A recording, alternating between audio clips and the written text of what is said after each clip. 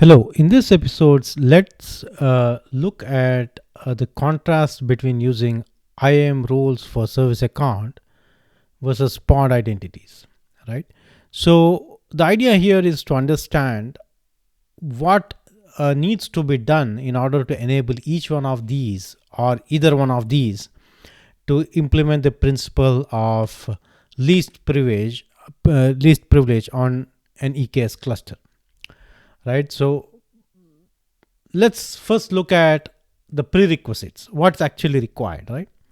So if you are looking at IRSA, right, IRSA, which is IAM roles for service accounts, one of the prerequisites is to create an OIDC provider. Typically, in large organizations, the persona of the individual who's going to create the OIDC provider is going to be different from the persona of the people who are working on the cluster or managing the EKS cluster.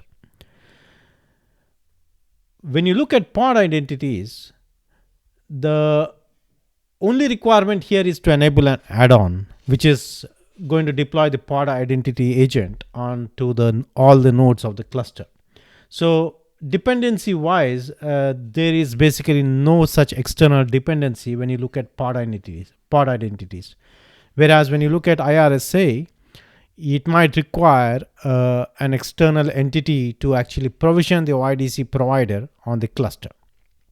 Okay, so that's one thing that you need to make a note of. The other thing is friction in IAC automation. Now, imagine that each one of you'll have multiple clusters in your environment for every stage of your projects, be it dev, stage, production, so on and so forth. Each one of these clusters, EKS cluster, needs to have an OIDC provider enabled on that cluster. So with that, what happens is that there is a friction in your automation, right? There needs to be a dependency wherein some external entity has to come and provision or provide the details of the OIDC provider so that it can be baked into the automation. So there could be some potential for friction wherein there is a little bit of stop and go going on in the automation code. Whereas when you look at pod identities, all of the code is reusable by and large, because you don't need to basically understand or depend on a particular OIDC provider per se. You just basically deploy the pod identity agent and use the EKS pod EKS as the trusted principal. So you're not overtly dependent on an OIDC provider to be provisioned for that cluster. So that way, code reusability wise, seems like pod identity is a better option when you compare both, right? So now let's look at the other major difference, which is the pod is responsible for the tokens. Like, let's say there is a pod which has been created and it's there on the cluster and it needs access to an S3 bucket. So at the moment it needs access to the S3 bucket, the role that is associated with the service account of the pod is leveraged to use STS, to generate or to build or to generate the token and mount it onto the pod. So the onus is on the pod and each end to actually vend that token, and it is the same across pretty much all the pods. So it has to be done separately for each pod. Each pod that needs access to a service is responsible for generation of the tokens for that particular service.